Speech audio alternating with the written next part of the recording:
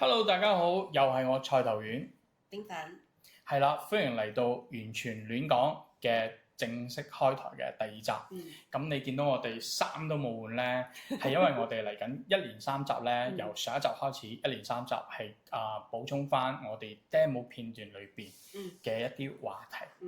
咁好似呢一集咁樣啦，我哋就講翻嗰個香港影視嘅呢一個當時我哋討論嘅話題。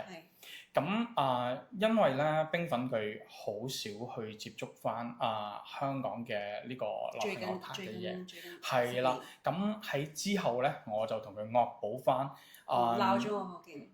近呢10年裏邊咧，香港嘅流行樂壇嘅過程，亦都令佢熟悉翻好多現今嘅香港嘅樂壇偶像嘅嘢，包括咧。姜台真係好好啊！你知唔知啊？我後尾查咗，佢真係好孝順啊！係啊，又善良啦。咁講緊另外一樣嘢咧，就係佢香港係需要偶像呢樣嘢㗎。咁佢喺最近啦，喺澳門出翻嚟嘅一個表演啦，係一個好似係 NBA 嘅一個表演賽。咁佢喺上面度有進行一個表演，無論係舞姿啦。各方面嚟講，其實我覺得喺現今嘅香港流行樂壇裏邊，都好少人可以頂到佢呢一個位。所以我其實一路都係支持偶像呢樣嘢。係啊，例如咧，我講單嘢俾你聽啦，就係咧香港今年有個女新人叫鄭紀瑤嘅。佢大家都可以去search 下呢個女新人啦。咁佢嘅 MV 係真係好好睇，各位男同胞們，你哋係一定要去睇佢嘅 MV。我聽過你推介。係啦，點解咧？因為咧，我將佢推介咗，一定要睇，係一定要睇嘅。睇我係將佢推介咗俾我身邊嘅一啲所有男士去睇。係男士們啦。咁其中有一個回饋俾我咧，就係。佢其中一個回饋俾我咧，就係哇！我10幾年冇睇過 MV 㗎啦，哇！一睇翻呢個 MV 真係身心舒暢咯，青春翻嚟啦。係啊，咁點解咧？係因為佢樣靚身材正咯，係啊。咁唱都唱得幾好嘅，係啊，不過不失咯。但呢一不過不失咪就係偶像咯，係啊，你好滿足你每一種需求，精神上嘅需求，偶像。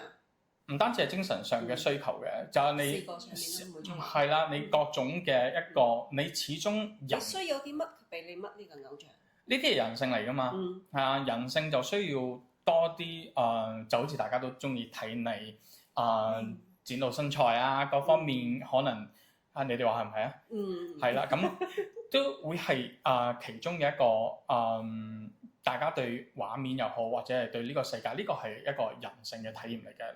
咁靚仔靚女身材好，大家都中意嘅。我相信冇人會唔中意咯。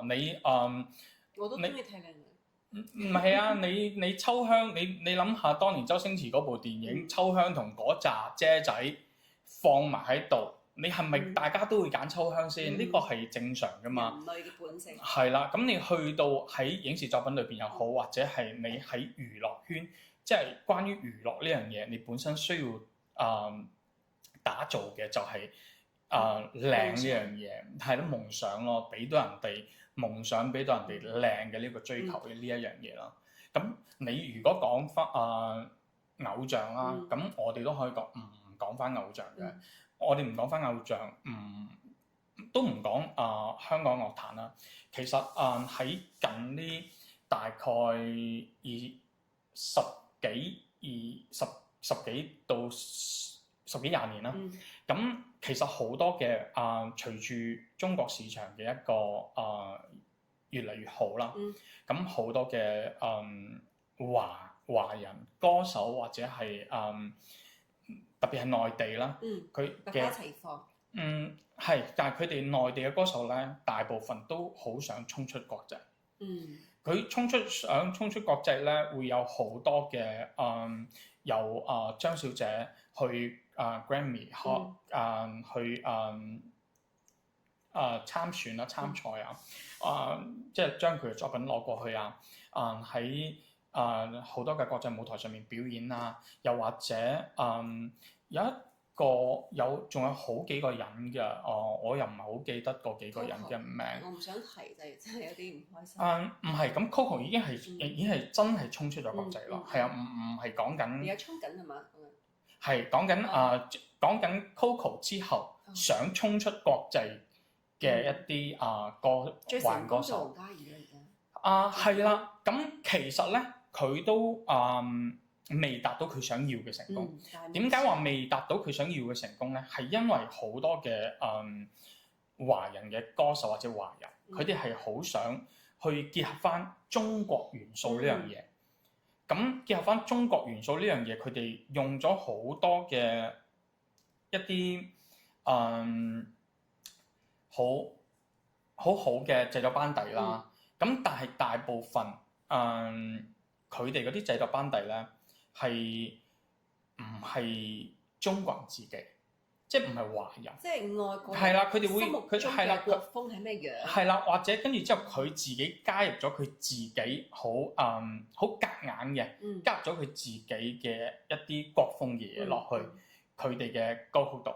但係其實有一個人我唔想講，但係佢真係好努力嘅，係啊，佢好努力，但係個名真係幾好努力係咪？就叫好努力啦，係啊，橫掂佢個名都係3個字嘅。咁佢好努力，但係一路以嚟都做唔到喺冇一個非常好嘅作品，或者耳熟能詳嘅作品咧，去帶到俾大家。係啦，咁但係咧，今年咧有個歌手啦，佢好定唔好，到而家都仲有爭議性，見仁見智啦呢樣嘢。但係我會覺得佢係真係將中國文化呢樣嘢係好好地咁樣去融合到去一啲世界性嘅嘢度。嚟自於我哋廣東惠州係啦，大展宏圖，冇錯啦，攬佬。咁佢係哇！呢個真係勁啊！呢個真係有全球，冇錯啦。有啲人你必須要承認，同埋佢係講緊佢有西方文化嘅大眾，其實就係大亞。你唔好話佢好唔好，我都可以傳播出去。呢個就係勁，就係大家中意咯。係你大眾中意嘅嘢，流行嘅嘢，其實咪正係呢個世界所需求嘅嘢咯。你好嘅嘢，你100個人裏邊，你90個人話好嘅嘢，咁你冇理由話佢唔好噶嘛。大爆真係靠命。係啦，咁重點係咩咧？重點係喺我角度裏邊，我覺得佢係有內涵嘅。嗰種內涵係咩咧？佢用咗西方嘅佢運用緊佢自己西方嘅作品嘅能力，但係問題咧係佢將由細到大佢中意嘅、聽慣嘅，就係我哋廣東人耳熟能詳嘅帝女花，句句都可以接得到。係啦，融合喺裏邊，融合喺裏邊咧，咁呢樣嘢就真係變成咗一首好好嘅作品。你中意或者我唔中意都冇所謂，唔影響佢已經喺傳播。係啦，喺呢個世界流行音樂歷史上面已經抌咗個章，佢已經係一首好出色會成為大家心裏邊好經典。我係覺得佢有啲對標當年嘅鳥叔，突然間就呢樣嘢全球橫掃。呢樣嘢我話冇諗到，但係會係咁樣咯。咁其實喺呢一方面嚟，係啦，喺呢一方面嚟講，佢又唔撈喎。我又覺得佢係 OK 嘅，可以係你啱先講嘅好似代表咗鳥叔呢樣嘢咁，我真係覺得幾好嘅。係啊，佢有啲似啊，係啊。如果呢個趨勢，如果我哋內地嘅音樂人可以就住佢呢一個例子，你唔好夾硬咁樣將中國嘅流行嘅嘢中國嘅文化係塞落去，係啦，唔好諗住去滿足外國人又好，或者係結合好用力咁去結合呢樣嘢，而係將你自身好有內涵嘅。我話攬佬呢首歌佢嘅內涵係在於咩咧？係因為佢呢首歌係我哋廣東人由細聽到大嘅，所以佢將佢結合喺裏邊，係將佢自己嘅內涵，將佢由細到大嘅呢一種內在嘅係啦思想放咗入去，呢個先係重點。所以咧好似最近咁啦，攬佬同埋湯令山咧，佢又出咗首歌，咁我見到個評論區咧，佢首新歌嘅評論區裏邊個評論係兩極分化嘅，即係有啲人係覺得係讚嘅，你湯令山佢作為一個咁優秀嘅新人，佢可以同攬佬結合到，但係有啲人就覺得攬佬好 low 啊，佢將好似你西方嘅美食突然之間同埋一個所謂嘅油炸鬼放埋一齊，其實又何嘗不可咧？咁可能咖啡配油炸鬼都係一份好好嘅早餐嚟啫。試下冇錯啦。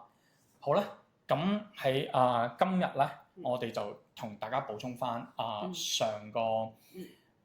上次 demo 版係啦嘅一啲就住香港影視文化裏邊喺流行音樂裏邊咧個偶像所佔嘅一個重要位置。我哋想講呢樣嘢係希望大家好客觀咁樣去接受翻，而家有好多好出色嘅存在，即是合理。滿足佢而家嘅，同埋佢會繼續發展嘅，係啊，佢會繼續發展得，即係佢會發展得更加好。冇太偏頗啦，好似我咁。